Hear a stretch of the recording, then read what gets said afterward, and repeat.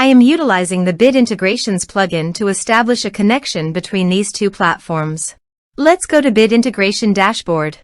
Now click Create Integration. Now search and select Trigger, which is MetForm. Select a form. Click Next. Search and select SureCart for action. Here give the meaningful integration name as you want. Here need the app API key for authorization. To get API key, please visit the SureCart. Click the new API key.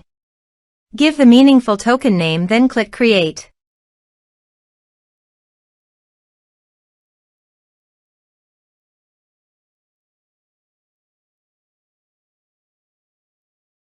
Now copy the token and paste the authorization page.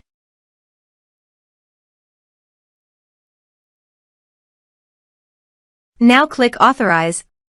Authorization is successfully done. Click Next. Select the action. Now map the field.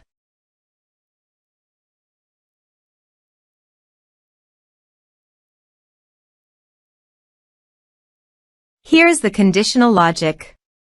You can use it if you want. If the condition matches, then the data will be sent. Click Next. Now save the integrations. Now go to your form and type some information and submit the form.